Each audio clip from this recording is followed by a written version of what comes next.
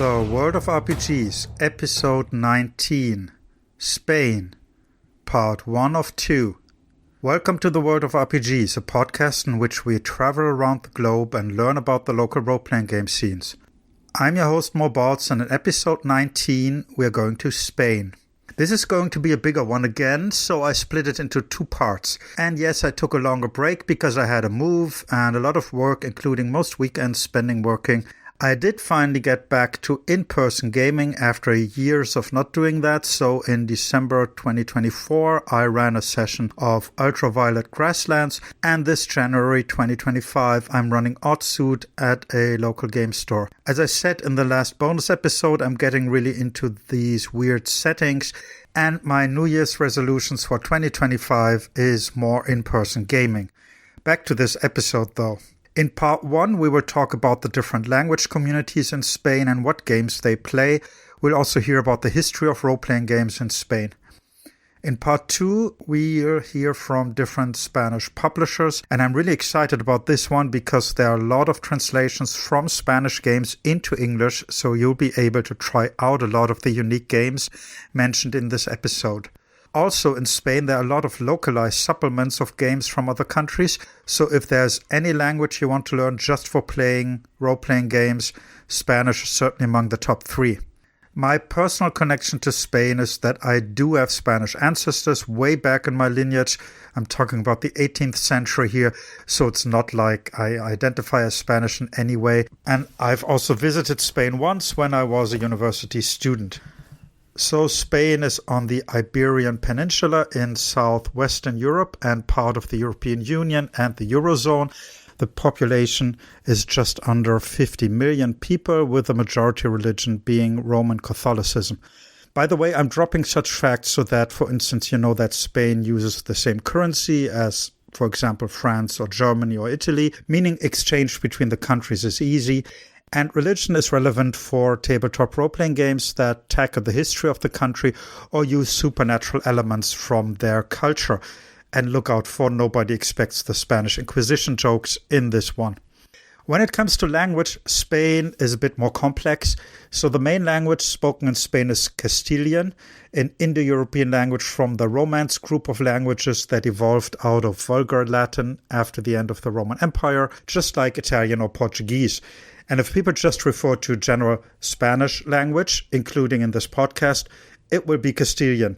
And this is also the Spanish spoken in Latin America. And with 7 years of Latin in high school, I think I'm kind of able to understand some of it in written form. The next largest language in Spain is Catalan, mostly spoken in the east of the Iberian Peninsula and on the Balearic Islands. It is also a Romance language. Then there's Galician or Gallego, spoken in the northwest of Spain, which is linguistically closer to Portuguese. Finally, Basque is its own language with no connection to any other living language on Earth. The Basque region is in northeastern Spain and on the other side of the Pyrenees in the southwest of France. And these 4 languages are not just spoken by 1 or 2 isolated villagers, they're all part of everyday life. And yes, there's role-playing material in each and every one of them. So I'm very proud that I was able to find people from every language community to speak with. As is the tradition in this podcast, we begin with the game master from the actual play from last episode's teaser. I mean the longer teaser in Castilian, not the short part in Basque. My name is Alexandra Martinez. However, many people know me by Ale. I believe I started role-playing quite a few time ago, maybe around 16 or 17 years old. How I started role-playing was quite funny. I was in a local shop and I went there because I had some friends that at first they were playing like Magic the Gathering, but then they presented me one game that I had no idea it was a tabletop game, that is The Legend of the Five Rings. And then I started playing the card game with my friends, and then they said, hey, there is something called roleplay that you can play as the samurais of the cards. And I was like, well, really? And then I got into it. And which games have you played since then? Oof, a ton, to be honest. I have played D&D, Tulu, many ways of playing Tulu. I have also played, I don't know exactly, but I believe it's called Bison or Basin or something like that. It's one game that is like Nordic horror that there is supposed to be located like in a strange fantasy combination of Norway, Finland. Yes, it's not an English name. It's, I think, Swedish, and I don't speak Swedish, but in German you would say Wesen. Also, I don't know, I have played like a ton, like Black Sat, for example. I'm a very, very big fan of two games. One is Witchcraft, which I tried back in the day, and thanks to this game, I started loving like this idea of actual fantastic games. Like, hey, there are like strange creatures, but this happens actually nowadays, not back in the day, and I'm very fan of this game. And also, I'm very, very fan of games like Monster Hearts and Thirsty Sword Lesbians. So, yeah, I have touched, I have been in touch with many, many games, to be honest. At these games, in which language have you got them? So are they available in Spain? All the games that I told you are available in Spain. Some of those games took quite a while. For example, in my case, I got Thirsty Sword Lesbians manual in English because I was pretty convinced that it wouldn't be in Spanish. But then it was quite a surprise when I found it. So, yeah, all of these, I believe, I have played them in Spanish, or in some places I have done games in English. For me, I believe that the most curious thing I can tell you is that right now, the manual I am using more and I have more games with it is a manual that is in Spanish, but it's not in English because it was created in Spain. And for which game is that? That game is one game called Majo Shoujo, which has to do with the concept of anime magical girls. It was published by a Spanish company called No Solo Rol, which translation would be like not only role playing. I know that there are some similar concepts in English. I believe there is one that is Girl by Moonlight or something like that, that also has like this idea of Japanese anime magical girls. But this is the one I have played and I really like it, to the point that I'm right now a master of two different campaigns. So I like it very much. Can you maybe say something about the setting and rules of that game? This game, Majo Shoujo, is a PBTA. Basically, you have like 6 different booklets. Sorry, Powered by the Apocalypse, I think playbooks in English. You have like 6 different playbooks. Like one of those is the champion, which is like the usual magical girl that is super cheerful and is always trying to help the day. One that is more like the protector, one that is the warrior, and 3 others that one is like the smart one that can like analyze the weak points of the enemies. Another that is like the healer that can set up shields and help the party, and another that is quite curious, which is the idol, because the idol is one that works with the popularity and has a mechanic that, thanks to their fans, they get more powerful. So it's like this, and the best way to describe how the game works is it's like a magical girl Japanese anime. Like you can set a lot of stories that is like they find magical creature and they make a pact, and then they become like magical warriors, and from them, depending on a bit, because the manual gives you like some tools. If you want to do like a more dark setting, you can go this way. If you want to do like a more normal setting, like, hey, we faced evil and that's it also gives some tools. So then you decide if you want like a darker story or a lighter story, to say in a way. And then basically it's a combination of living your everyday life, having combats with monsters or creatures that are threatening someone. And how popular would you say are games like Powered by the Apocalypse ones or similar systems? It is true that these days it has decreased a little, because I believe Powered by the Apocalypse reached its peak during 2020, 2021, maybe. But still, there is like quite a few games that use it. For example, it's not super popular, but I know some people that play Monster of the Week. Also, Justice for Lesbians, I know some people that use it. Monster Hearts. I believe that this system was a bit controversial back in the day because for some more veteran people, they found it like it was really, really simple.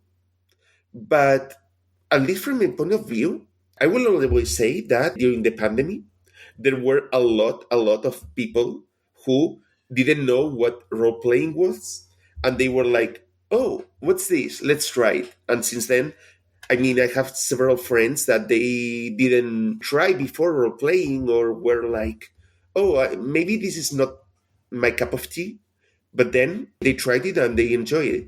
And I believe PBTA was very helpful in this way.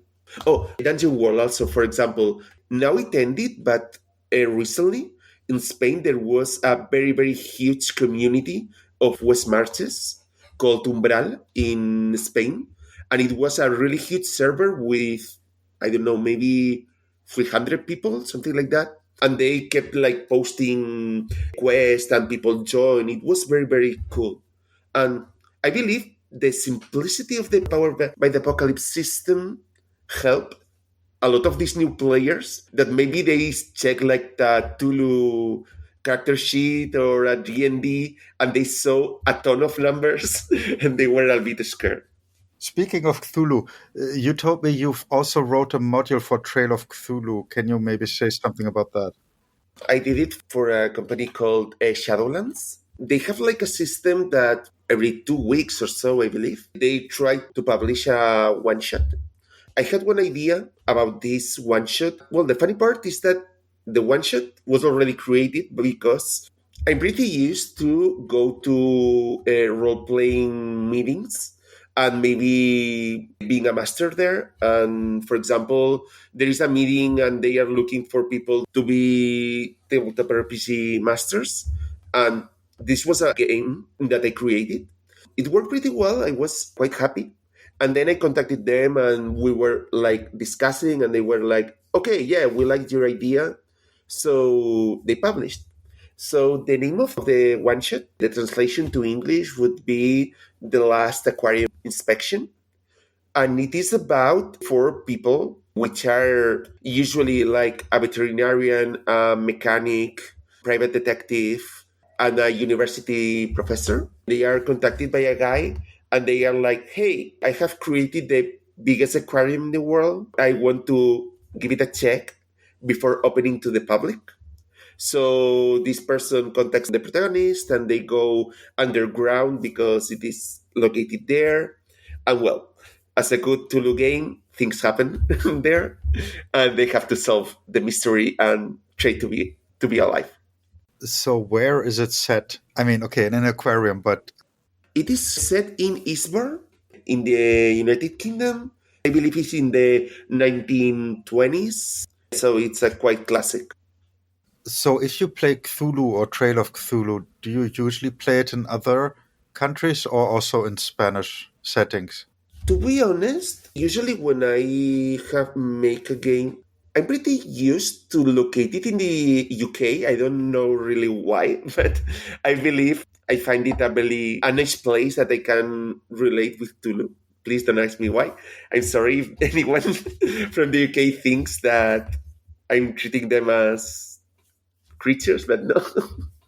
No, but to be fair, sometimes I said Spain, but I don't know, maybe because I'm so used to Spain, I tend to be locating the adventures outside. For example, I remember that this is a one shot, but once I was mastering a campaign. And that campaign happened in London. So yeah, I have like a kind of crush in the UK. It's funny because I don't know why. I believe it depends on the setting. Because it is true that, for example, for Tulu, believe most of people sets it in UK or in US. But for example, many people in Spain, their games of vampire, they set it in their hometown. Like for example, I am from Barcelona, but I'm currently living in Madrid. And I know some people that, hey, let's play this game of vampire. And we set it in Madrid or Barcelona. Or, for example, I know other people that set it in some city in Galicia. So I don't know why. Maybe it depends on the type of game. I find it funny because whenever there are games related to World of Darkness, I don't know, they have like more affinity to be in the home country. But they don't really have an explanation why. So you said you're originally from Barcelona and you started playing there. Yeah, I started playing in Barcelona, and then last year I moved to Madrid for work. So when you play in Barcelona, do you play in Catalan or in Castilian? That's a good point. Most of my games are in Castilian. However, it is true that, well, there is an association that is for not only tabletop role playing games, but also for other hobbies like table games and all this, which is called Stronghold. And I'm very, very familiar with them. Even if I moved, I still have a very good relationship with them. And they usually do a lot of games in Catalan. And I have done it. I have done some games in Catalan. The thing is that something curious about Barcelona in particular is that it's very easy to end up playing in a mixture of Catalan and Spanish, at least from my point of view. Because I'm a person that whenever I meet someone, I tend to use that language. Like if I meet someone in Catalan, for me it's very difficult to change it to Spanish at one point. It's like that. So it happened to me that maybe everybody in the table spoke both Catalan and Castilian. And maybe I said one sentence in Castilian, they answered, and then I spoke Catalan, and well, we had no problem. But yeah, it depends on that. On the other hand, to tell you more about Catalan role playing, there is like a group that it's called in Catalan Tirant lo dau, which translation would be like throwing the dice. That is entirely Catalan group that every month organize tables only in Catalan and they play those.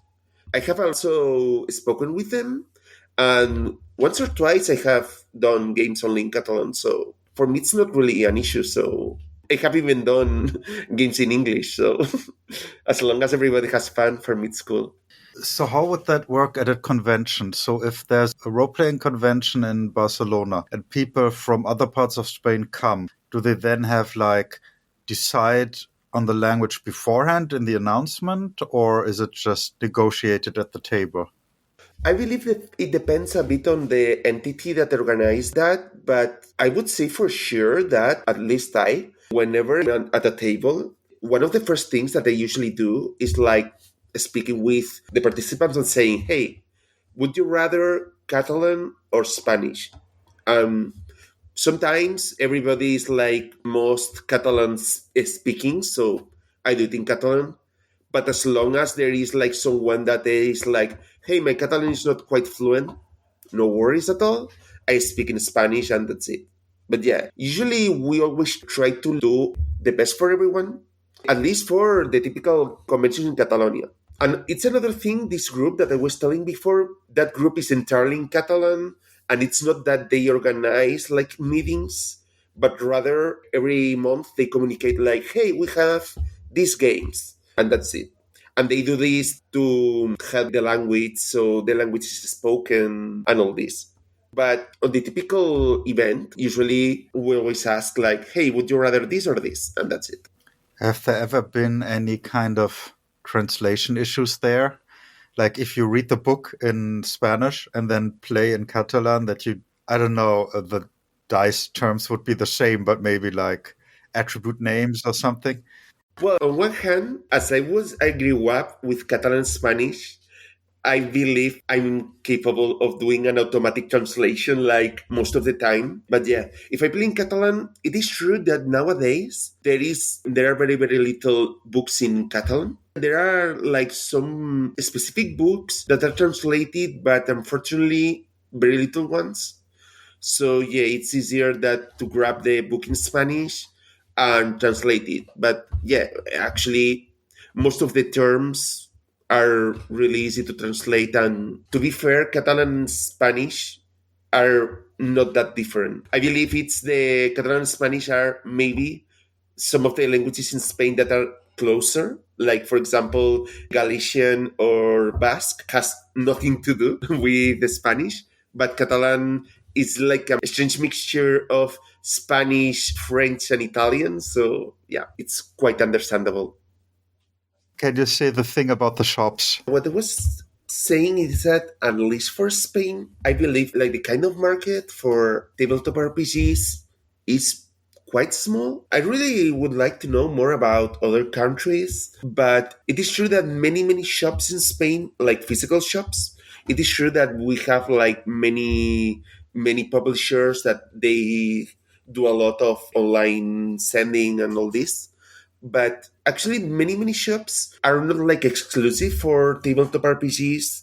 They have like maybe a section. I would say it's quite usual that, for example, a shop is like mostly board games, and they have like one shelf or one and a half of tabletop RPGs. It may change. It is true that every day more there are like more books, but it is true that still many shops doesn't have that content. Well, I believe it has to do because the current players in Spain, it's not a very big group of people. It's very typical that maybe out of 10 shops that they have tabletop RPG books, like maybe 8 of them only have like D&D and a ton of supplements for D&D, Tulu, maybe some World of Darkness, maybe some other book, and that's it. I still believe it's quite a little market. And you said something about a Spanish and an English section. In Spain, as far as I know, have not been in all the shops, but it only comes to mind one shop in Barcelona that they have like a section of books in English, but it's really small. And I believe most of the books they have there are like retail, like they want to sell them by a low price. It's not that there are many tabletop RPG books in English. I believe this is because it is also true that many population in Spain doesn't really speak very good English, but this is like something that everybody in Spain knows, that it is true that lately the level is increasing. But for example, I don't know, as we were talking, I have heard by some friends that in Germany there are a lot of people who know German and they can have like a little conversation in English. But in Spain, I think there are not that many people that can do that. And also, I believe a lot of people is shy to role play in English. They believe they will do poorly, or they get embarrassed, or so. I think it's a combination of all these factors. Next, we come to a translator, a speaker of Galician, and we'll get some info on the history of RPGs in Spain. I'm Fernando. I'm 48 years old, and I was one of the pioneers of role-playing games in my town. I started getting an interest in the world of role-playing games through a gateway drug, the Pick Your Own Adventure or Choose Your Own Adventure, or I don't know how they call them in your country. But those books that have several options and you choose one of them to get to a specific end. And in some of those books were Dungeons and Dragons books and had advertisements of the Dungeons and Dragons RPG. And that piqued my interest. So when I was 10, I actually got the cash one of my aunts gave me for Christmas, went to a department store and bought the red box of Dungeons and Dragons. And I convinced my schoolmates to get into some games, and that was it. After that, I've been playing with a lot of different people in these 38 years in gaming. And that red box, was that in English? Nope, because when I was 10, I didn't speak English really well. That red box was just recently translated by Dalmau Carresplat, which was a manufacturer of board games, particularly known because of their puzzles. For them, this foray into RPGs was an adventure. It was like trying the waters. And they didn't fare really well. You know, they published about 25,000 copies, and they never sold them all. In fact, it was a bit frustrating because they only published the red box, which included the rules for levels 1 to 3, and some adventures as well. And we all expected them to publish the next game settings for higher levels. But they never did because, you know, they didn't sell enough copies of the first game. So they discarded the idea. They never went into role-playing again. So this small role-playing community we had in Spain in the mid to late 80s didn't really have a lot to work with until, well, in the late 90s, a publisher appeared. Its name was Joc Internacional, and they really had very good practices. They had a spectacularly good choice of titles. They had really good translations. The books were really fine. I still play with some of those 35-year-old books, and they are perfectly fine. So then role-playing games exploded in Spain in the turn of the decade. In the 90s, we already had published here, in addition to that failed Dungeons & Dragons edition, we had Call of Cthulhu, RunQuest, Middle-earth role-playing game, Star Wars. It was a choice of titles that would appeal to a lot of audiences. So I think they really did a good job choosing what would attract people who never heard what was a role-playing game, but who were fans of any of those worlds. So with that, we really had a lot of new people coming into RPGs. We started having role-playing game clubs, conventions, and all that jazz. 1989 was the year where everything started to happen in a really interesting way. And then they also published original Spanish games, didn't they? Yes, well, there were some independent publishers who tried to go for it. We had Fuerza Delta, we had Mutantes en la Sombra, but they were always niche games. The first Spanish game that really was a success was Aquelarre, which was published by Joc Internacional as well. In addition to translating a lot of foreign titles, they tried to give the national product a chance, and they really did a good job. As a matter of fact, this game is still being published with other publisher, but you can get a lot of material of Aquelarre. Aquelarre is basically a medieval Spain game setting with some realistic rules, but also with Spanish monsters, myths, and legends. It's a bit idiosyncratic. It has been translated into English, actually. It was translated into English and into Catalan because Joc Internacional was a company based in Barcelona, and they worked a lot for the promotion of the Catalonian language. So they published some materials into their language as well. I can tell you the actual story of how Joc Internacional went down because it's terrible. It must have been traumatic for that guy, for Francesc. When Magic the Gathering entered into the scene in the late 90s, they tried to go into trading card games as well. And they chose a really good game. They chose The Lord of the Rings, the first game based on The Lord of the Rings, before the films were made. The art was used from the role-playing game books or made anew by the role-playing game artists. The system was really nice, and it was quite different from Magic, so you could actually be a fan of both. The choice was good, but they made a very stupid mistake. When they ordered the cards to the factory, they added an extra 0 to the number. So they had 10 times more cards than they really wanted to have. Their calculations were okay. They would have sold what they wanted, but not 10 times what they expected. And they had to pay for those cards. They had to store them for a lot of time. They couldn't sell them all. And eventually, they went down. The company had to close. That was the story. They gave us about 30 different role-playing games. Most of them were really interesting titles. They not only published the basic book, but they published a lot of additional material, the adventures, complements, whatever. So I'm really grateful for the job that Joc made for our community because they started things basically we have now because of them. The rest other companies that really had successful materials like Factoría de Ideas, like The Beer, like Edge, they capitalized on the initial success that Joc had. So, Francesc, if you are hearing this, thanks for everything. And after that, were there any other bigger original Spanish games that you can mention? Not that I recall. Before Aquelarre, I only remember those two I mentioned, Mutantes en la Sombra and Fuerza Delta. Fuerza Delta was horrid. Mutantes was okay. And that's it. And I didn't really play them a lot because we had much other type that appealed much more to me. If I could play Cthulhu, I wouldn't play Mutantes. So that was it. They stood a chance, but only for small gaming communities. Aquelarre, on the other hand, had a lot of help from the publisher. So, it was the biggest publisher in that time. So it was a different story. But before and after, because we still have a lot of small publishers. All these years, we had many, many titles that remain niche titles forever. And, They were okay. I hope that everyone recouped the expenses, but most Spanish games never took off, really. We talked a bit about translation and language. So you said you also do some translations in the video game sector. I translate for a lot of sectors, but as of late, my main activity is in the video game sector.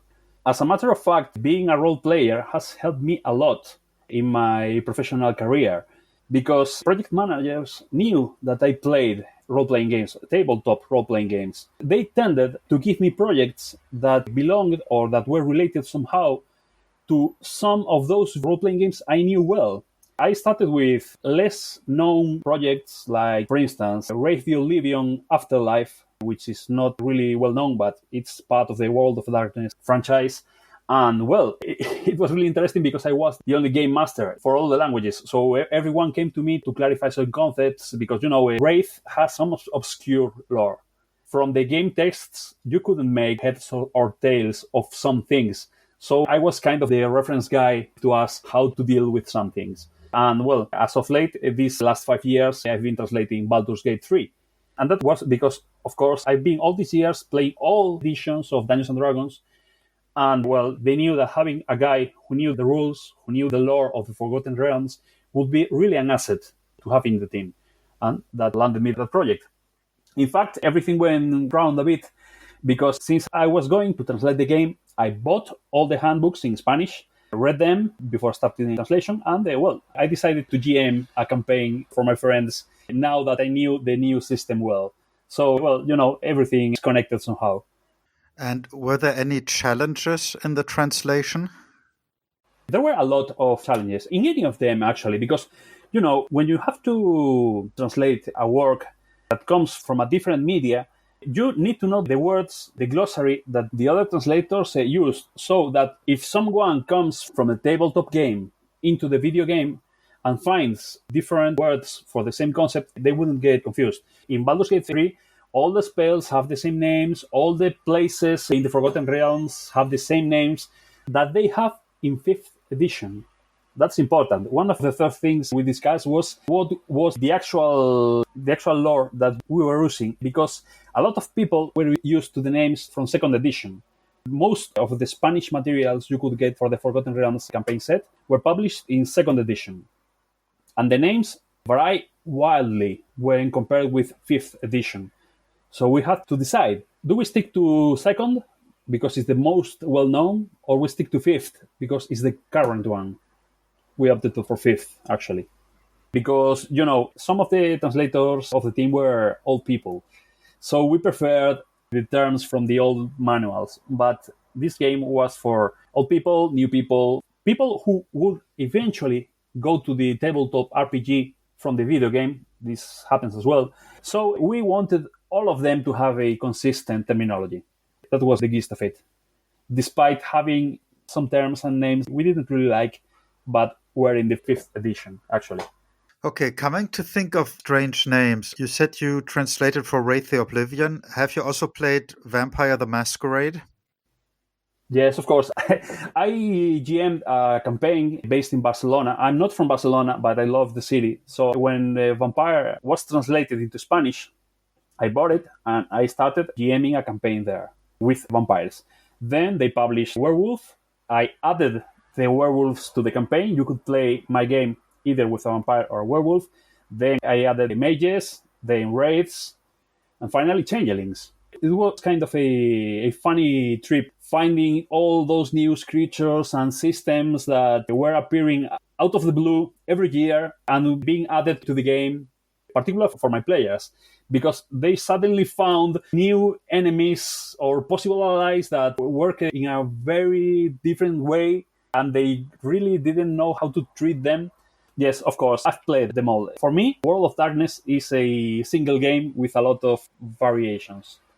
Okay, and are all the different settings available in Spanish? Well, we have the 5 I've mentioned, and there are a lot of different ones. There was a Mummy one, a Hunter one, a Demon one. There's a lot of stuff. And of course, we have had a lot of different editions all these years. We had the first edition. It was a very, very old publisher who is not here anymore, only published Vampire, one single book. The second publisher, which was Factoria, published a lot of stuff. I have a grudge with La Factoria Ideas because they got a gold mine with World of Darkness, but their translations were horrible and the books were really badly edited. I still have some of them. I GM'd the Changeling campaign a couple of years ago, and when I got the book from the shelf, pages fell off. It was really sad. And, I think that they made money with World of Darkness just by cutting costs. The good news is La Factoria de Ideas does not exist anymore.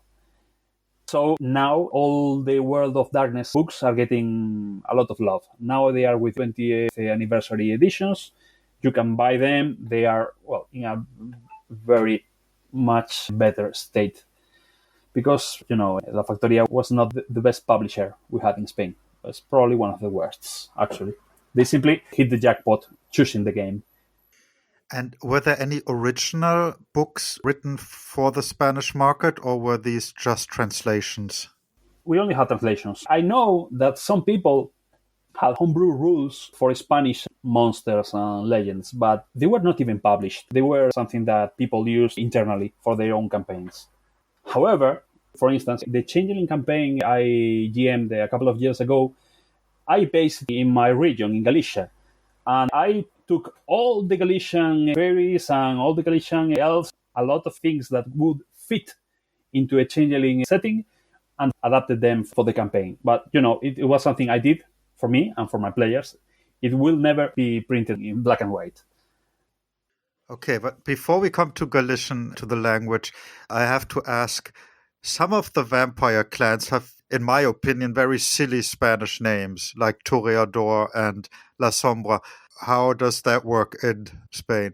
Well, it depends. Most people use suspension of disbelief and never think about those names as being silly, because objectively, Toreador is a really silly name for the Spanish players.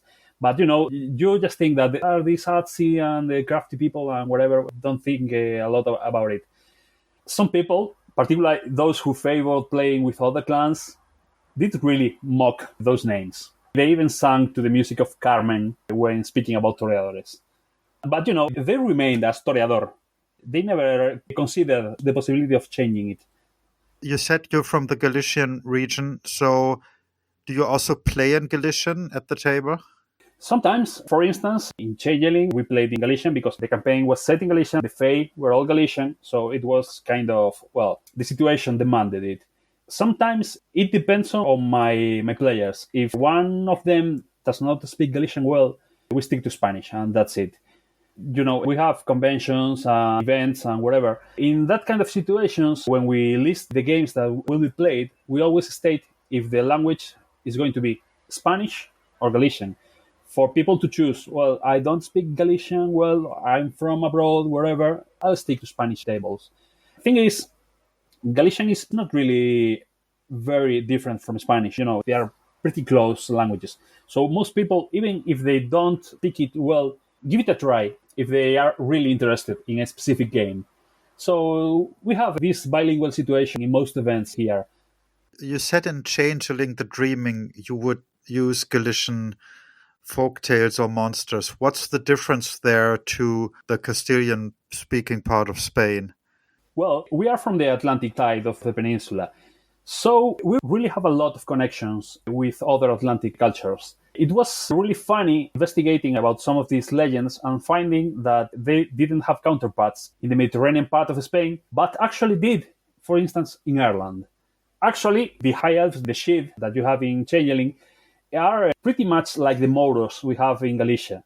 I just scratched that name for that type of changelings. I used the one we have here in Galicia.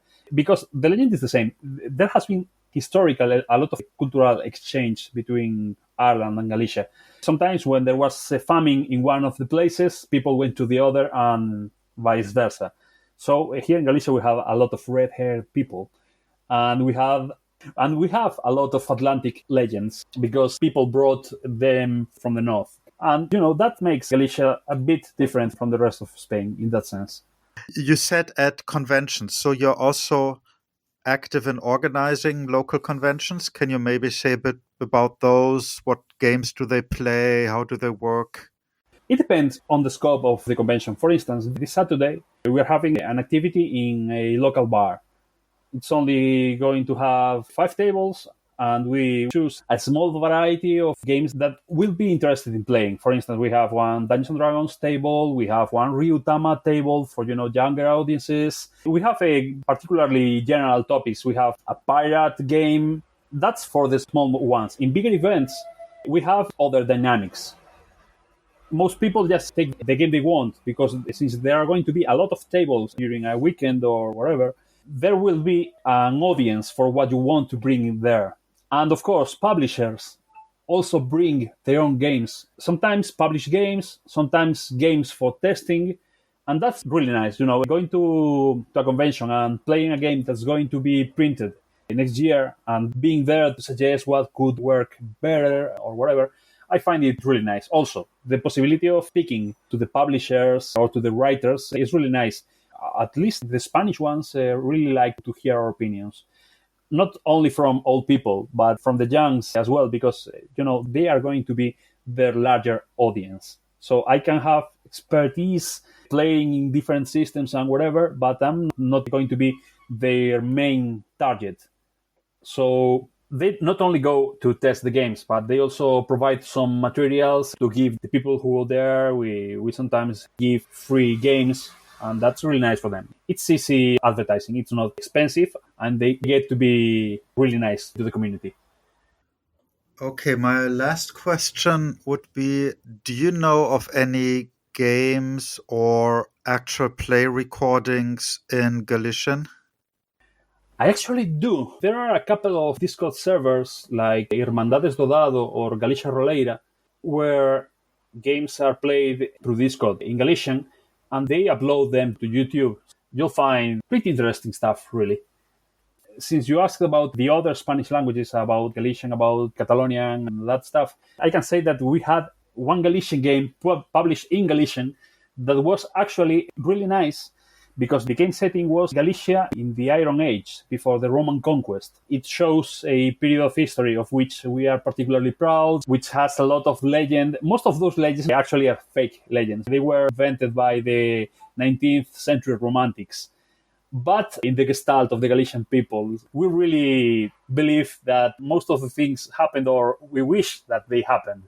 So they did a really good job. The game was very nice. The illustrations were awesome. But of course, we are only an audience of 3 million people, of which only a small fraction play role-playing games. So it couldn't sell a lot. But Crónicas de Gaidil actually existed. And it's nice that we can boast having this game in Galician for Galicians. Since Fernando mentioned the newer generations, let's do something new and talk to someone who has just recently entered the hobby. My name's Jirai, and I've been playing for some months now. Like, I started this summer. A friend told me at Discord server that they played role games, and I decided to join. Have you heard of role-playing games before? I heard of it, but it was like an old thing. Like, I never thought that it would really be as fun as this. So have you only played online or also offline? I only played online, but I'm trying now to find a group offline, like in real life. Of course, nowadays, many people I interviewed, even publishers, started to come to role-playing games during the pandemic and then online. So which games do you play? I've played Dungeons and Dragons, and I'm master of Call of Cthulhu, well, whatever it is pronounced. Yes, it's a made-up word, and it's always a big question how to say it. And you play in which language? In English? I usually play in Spanish or in Catalan. And the books also, like for D&D, did you use English material or in Catalan? I don't use English material. I have them in Spanish and made better. It's fast. You're from the younger generation, if I could say that. How do you inform yourself about how to game master or what games are interesting? Where do you get news? I played some games and different role games, and the one that I like the most, I talk with the master about the books. I was in between like the decision of buying D&D books to master it or buying Call of Cthulhu books. So I went deep into the lore, and Call of Cthulhu simply is amazing. So I decided to go this path. Okay, so how did you get that information? Did you go to a shop or did you ask friends or? Google. I simply read a lot about them both, and I decided that, hey, I like them both.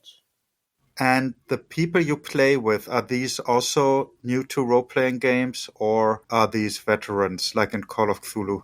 I have some groups online, but, well, some of them are veterans indeed, but others aren't.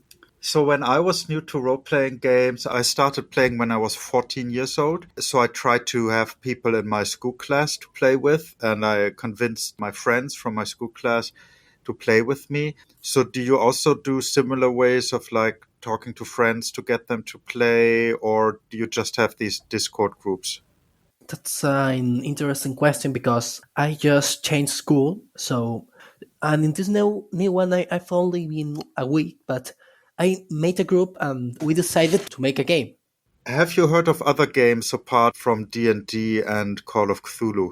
Yeah, I heard about Pathfinder, some about vampires. I don't recall the name.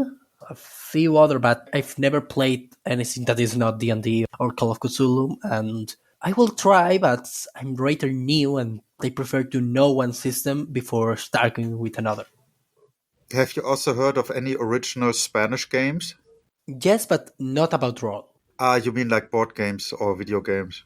I don't mind where they come. If they are fun, it's good. So when you started this year and you've already game mastered, how did you prepare to run Call of Cthulhu, apart from reading the book? I read all the book and like read 3 or 4 times the entire adventure. Then I see what happened on the first 2 or 3 days, two normally. And I prepare it all. I grab a piece of paper and write some of events that can happen extra to the adventure. Like, for example, a wolf appears or something like that. And then I call the members and we played. Okay, so you used a published adventure? Yes, I used the one that goes with the book, some adventure called Between the Trees. Because there are some original Spanish adventures just published in Spanish. That was why I was asking. I don't find like Spain really a place I would want to play. That would be my next question. So you play Call of Cthulhu in the US? The adventure I played, it's in the US, and it's important because it happens in the frontier with Canada. So I played that, but if the adventure says we're playing in, I don't know, Kenya, I play in Kenya. I don't really like stories in Spain because, well, 1920 in Spain, the country was at the edge of civil war. It was not a good place to be. So you started with Dungeons and Dragons. Which setting was that? The Curse of Strahd. Ravenloft setting, and Curse of Strahd is the campaign. Yes.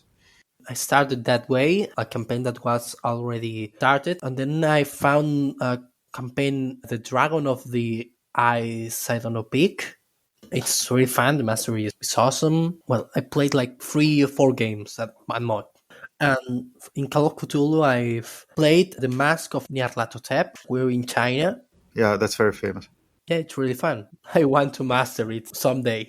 So you're in Barcelona. Where do you get games? Is there a specific shop just for role-playing games, or how do you get it? I'm super rare, but when I want a book, when I want some, I just search for a shop and go there. Like Goblin Trader is really good. I just go and buy, and there are less 5, 6 more. Like there are lots of shops. I also play Warhammer games in board, and I found a shop that Goblin Trader sells Warhammer miniatures and role games too, and lots of things. In the shops, the books, are they only in Spanish or also mixed with English, or do you have Castilian and Catalan? How is the situation? Catalan, it's hard to find because we're not that much people. But in Spanish, yeah, they're all in Spanish. If you want our book in English, you have to go straight to a specialized shop in English or something like that. Like if you live in Spain, you will find the things Spanish. Do you have plans to go to a convention? I would like to, but I don't know where they are made, and I've never went to one, so I don't know how to prepare. I don't know anything about that. Of course, we also need to learn about the Basque community. Mary's a game designer from the Basque Country. I got into RPGs in 2020. That year was my first game, but I didn't really got into it until I bought Ador, which is a Basque game about Basque mythology, and that was in 2021, I think. And which other games have you played since then? Mostly indie games such as Fate and like PBTA Ace, like Mago Soyo, and it's a PBTA game about magical girls. You said this game you got in was in the Basque language. My association, they have published quite a few games in these past years. It's been like an explosion of creativity inside of the group, which games could be, I don't know, Atopia or Adore also. And this one's author has another game, sci-fi based, called Alpha Centauri. And can you maybe say a bit more about what these games are about? Because you said the one you really got into has some Basque cultural context. Can you say a bit more about that game? It's a game set in the Middle Ages, but the thing is that our mythology is real, like the gods and the goddesses. There's magic also. You don't play with dice here, you toss 5 coins and you have to sum up 5 eagles with your attributes and on the roll. If you don't get 5 eagles, it's a failure. Because the coins have eagles on one side and crows on the other. If you get crows, it's failure. So there are special coins for this game? Yeah. Okay, I thought, okay, you have the euro and the only and the German coins have an eagle on it, and I thought you can. No, it isn't an official currency at all. There are just special coins for the game. And so this game is available in shops. As far as I know, the edition got sold out. So are there any other games translated into the Basque language, for example, from English or Castilian? Yeah, I have translated some games, some of my own games into Basque as well, and English too. For example, one of my favorites is Lights, Camera, Action, which is an improv game where you play actors that have to play a scene provided by the GM or the director in this case. It's a very short game and it's always been a success. So you said you wrote this yourself. Do you have any other games you wrote? So, for example, my best game is this one isn't translated into English because too much work. It's in Spanish and Basque. Called The Book of Imagination, that has random tables to create worlds and characters and quests and magic and everything. It also summarizes some rules of my games that I had at the time of writing it. And you said you also translated some other games. Which ones were these? I once translated a game for other author. just out of love, which is the Lantern, I think. This one is available in English and it's a solo RPG. So you've translated games or have worked on things in 3 different languages. Were there any big challenges in the translation? Any maybe concepts difficult to bring over? No, but it's true that I work with several dictionaries open just in case. It's not a difficult task. In the end, when I translate my own games, I have to rework and rewrite everything twice or 3 times or whatever. So it's a very long task and it can be quite frustrating in the end because you're working over and over the same text and in the end you can't spot all the mistakes or errors. You know, when you work in your own work you don't spot mistakes as easily as maybe others do. In the Basque region, in the game stores, in which languages do they have game products there? Mostly in Spanish, well, in the French part of the Basque country, I guess that they have French games. The Basque ones are very few, but we are creating more. Are there any bigger games translated? Because you talked about indie games before. There are no big projects translated into it, but there is a lot of fun content, such as, I don't know, I want to play Dungeons and Dragons. We have the sheet translated, the character sheet, and such. Mostly fun content. And how about conventions? How's that done?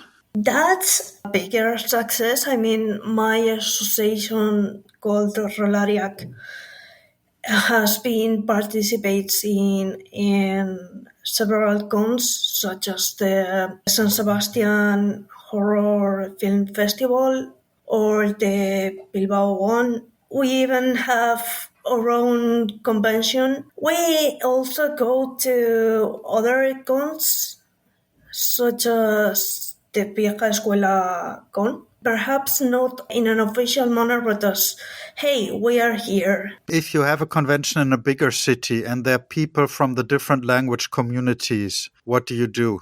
I've never met that situation, but I guess common sense. I mean, speak in the language they know or find a common ground in Spanish or simply switch to English, I guess. So you said you're in an association. Can you maybe say a bit about that group? We are a very young association. I think we created it in 2022. Perhaps we have events and we even did a more academical one in the university, a summer course. Do you have anything you want to add before I stop the recording? I don't know, just say thanks because this is a way of showing the world that there are other languages all around that also are into geeky stuff. To bring all the languages and communities of Spain together, I also talked to the person who helped me connect to all these players via a language learning Discord server. My name is Tupe. I'm 43 years old. I'm originally from Madrid, although now I live in Galicia, in the northwest of Spain. I got to role-playing quite late in my life because after the COVID-19 pandemic, although I had played just a little session during my teenage years, I found out that I wanted to find some hobby or something to have fun. And then, well, that was especially when the online role-playing scene kind of exploded, I guess, everywhere. So it was a matter of looking for Discord servers, and I started in Twitter, seeing that there were a lot of activities and games that were being promoted and people trying to gather and play, and I just joined in. I started joining some servers, and then I found one of them that I more or less started to be a usual commonplace for me. And from that Discord, I met Jess. He's the administrator and the founder of Rolling Languages, which is a server where we try to gather people from different nationalities so that we can have fun at first, and also try to, through playing role-playing games, practice other languages and sort of forget that we are using a different language than our own. It's kind of a immersion in another language and having fun at the same time. So, which languages are you learning there at the moment?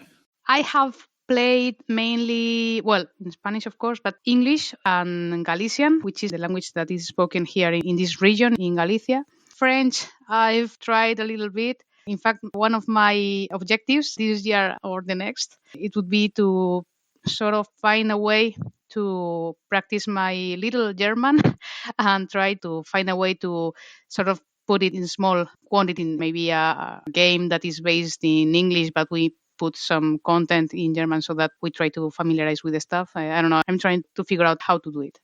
So, which games do you play usually? Well, I started playing out almost every game that came into my hands. I think that I sort of prefer the games that are based on the PBTA mechanics. So maybe some would say that more narrative games. But actually, the game that I'm playing in a recurring way weekly is Dungeons and Dragons, because I'm part of a campaign. But also Fragmentos, which is a horror-based system published in Spain.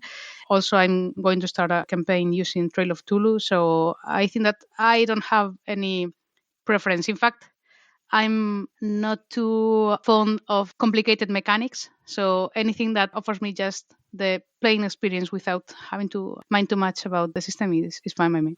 So, do you play any other originally Spanish games? Just to get an overview there.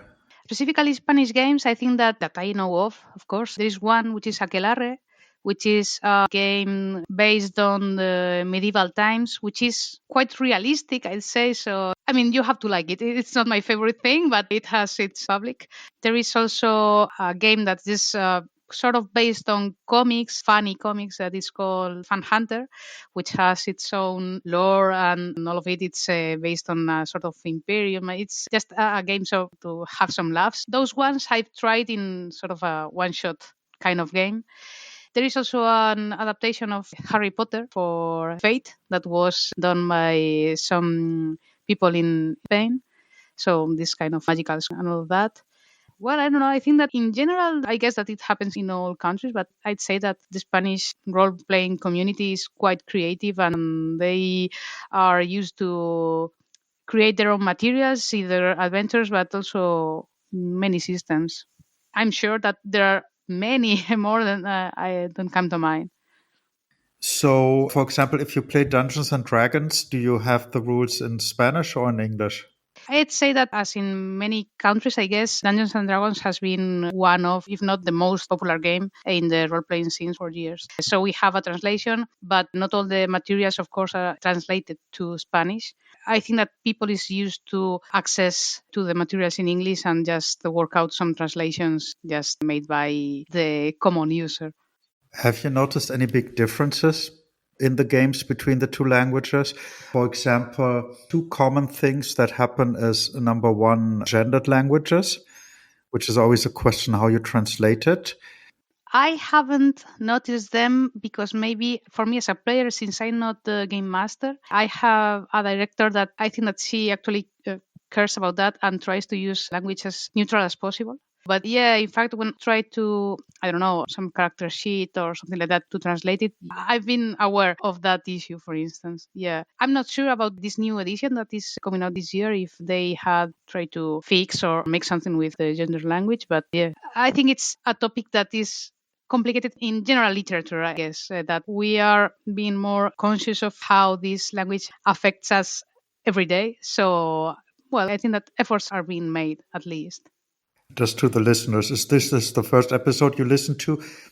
It depends on the language, how gendered it is. And there's some languages that have no grammatical gender whatsoever. Somewhere you can kind of fudge it, like in English, and then somewhere it's very strong in the language, like in the verb forms, etc. And then there's always the question, how do you translate, for example, character classes, if you have to use a male or female form? So it really depends on the language.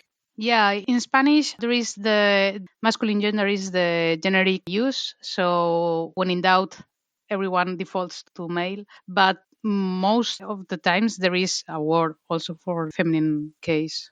So you just said director, not game master. So what's the Castilian term for game master? Well, I think that I use them to refer to the same term. I don't really prefer any of them. I think that people that started reading materials in English normally prefer master. I don't know, because that's the term that was used more often. Since also, depending on the game, they call it different. So what is the common term in Castilian? I think that master, in fact, although it is an English word, it's been accepted also when we refer to the term. But yeah, I think that in most games, they refer to it as director, directora, which is a word that has both forms, directora de juego, director de juego. And the last one is the game itself. So a role-playing game. How do you translate that? Juego de rol. That would be literally juego is play and role is role. Play and game is the same word in Spanish. It's in many, many languages, and that leads to a lot of confusion. It seems to be that English is the only one where you differentiate between play and game in everyday language. Yeah, because I think that is also a tool that is used in many fields of, I don't know, psychology or that kind of thing. So, yeah, that's also the thing if you search for it in Spanish. And you said you moved to Galicia, so can you say something about the role-playing game scene there with in regards to language and organization? Well, there are many small groups. I think that the scene close to the city where I live, in Vigo, there is quite a big community. In fact, this server that I belong to, Galicia Rolera, is a server that is bilingual, so we can speak both in Castilian or Galician. There are also some other servers that are Galician based only, just to try to help people to find out that common root and try to increase the content that is in Galician, because although it is an official language in Spain, it is sort of less valued than other languages in Spain. So with these communities, we are trying to give it the importance that it deserves. In the events, there are some encounters that we have held in the past. We try to balance that. Of course, there are places in Castilian that everybody is welcome to join, but also we try to ensure that we have also games in Galician, which in fact is quite similar to the year to Spanish. So we try to help people to realize that even if they don't know Galician, they are welcome to join a game, and the game master will be helpful in if there is some word that they don't understand. So I have played myself in games that are in both languages. So with players from any background, they can play together. And in fact, it's funny when you see somebody that doesn't have any familiarity with Galician that they attempt to say some sentence or something. So it's a really good feeling. Do you know if there are any games published in Galician? There are sort of backgrounds. There is one, it's called Crónicas de Gaidil. So it would be sort of Gaidil Chronicles, which I haven't read myself. I think it's based in Galician folklore, Celtic folklore. And now I think that there are some not indie but less known games that are being translated in many languages. So Galician is one of them. I think that it's something that is trying to evolve slowly because it doesn't have quite often the support from, organisms that it might. But yeah, it's more moving in the indie scene, this kind of games.